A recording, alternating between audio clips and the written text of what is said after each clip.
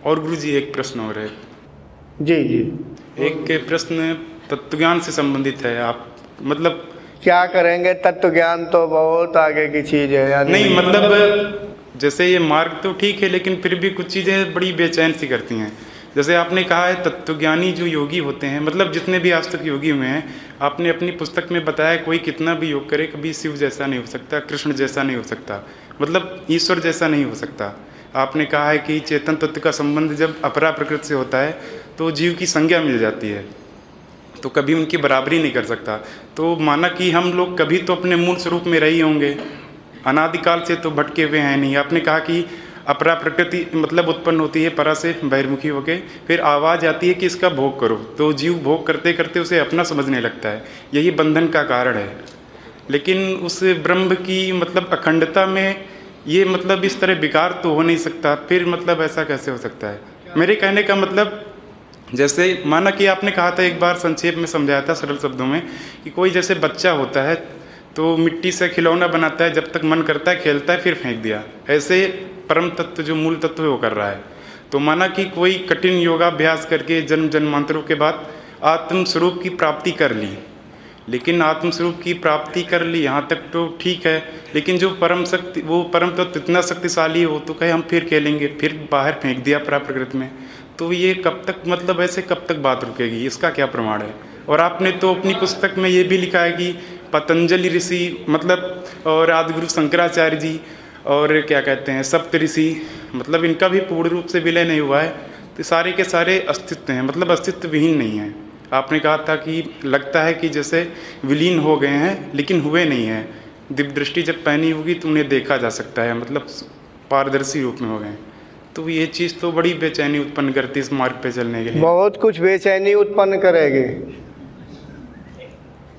आप बहुत ऊंची बात पूछ रहे हैं। नहीं, इसमें सत्य क्या है? मैं इधर मतलब इससे संबंधित जो मैं आप बच्चों का खिलौना वाला बात किया, बहुत से नहीं कहते हैं कि ऐसा क्यों होता, वैसा कि ईश्वर क्यों ऐसा कर रहा, ब्रह्म ऐसा क्यों कर रहा, हमें कष्ट होता, हमें ये होता।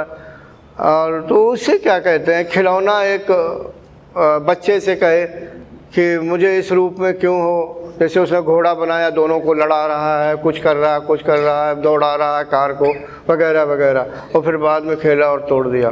देखो वो तो मैं उदाहरण देता हूँ कि बच्चे पर कोई फ़र्क नहीं पड़ता, ब्रह्म को क्या फ़र्क पड़ता है, वही एक से अनेक हो गया।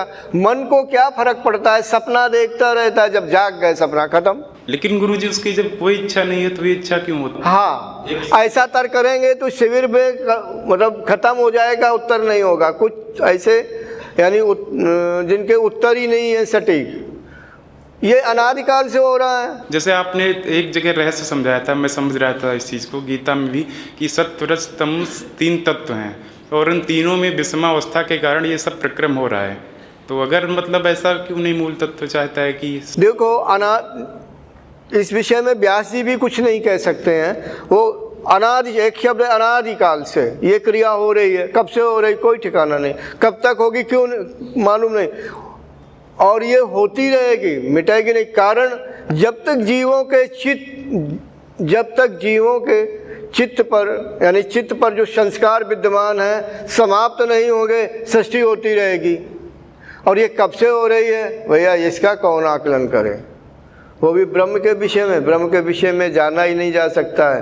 ब्रह्म के विषय में वही जानता है जो स्वयं ब्रह्म के समान होता है। ठीक है, ये बातें इस तरह की बताने योग्य नहीं हैं।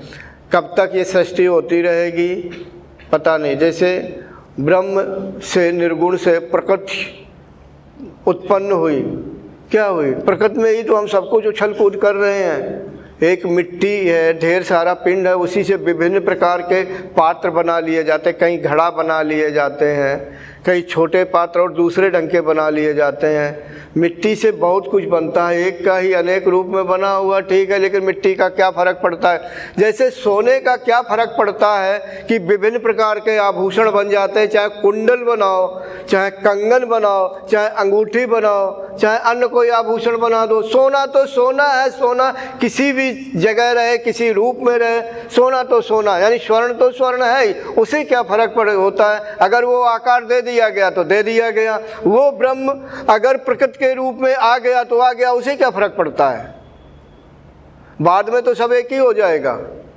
मतलब एक समय ऐसा आएगा कि सब उसी में विलीन हो जाएंगे।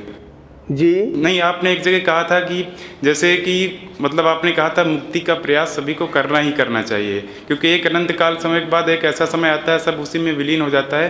काय में विलीन हो जाता है? मतलब आपने कहा था अपरा परा में और परा उसमें क्या कहते हैं, परा में स्थित रहते। फिर आगे की बात न करो, समय ज़्यादा हो जाएगा।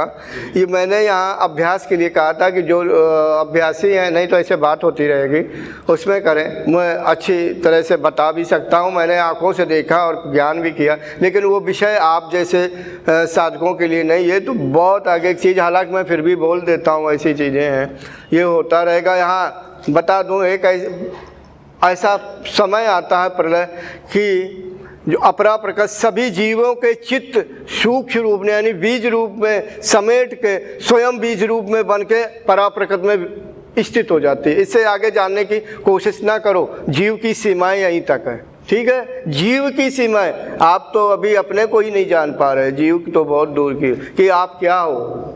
आपने तो कुछ भी विकास नहीं किया, सिर्फ किताबें ही पढ़ रहे हैं जी। मतलब इस तरह की अगर तर्क नहीं, इस तरह की अगर बात करेंगे आगे की, तो फिर तो आपके प्रश्न जो हैं तो उत्तर ही नहीं होगा। अभ्यास करिए, अभ्यास में जो परेशानी आए, रुकावट आए या न कोई जानकारी है, उसे पूछिए।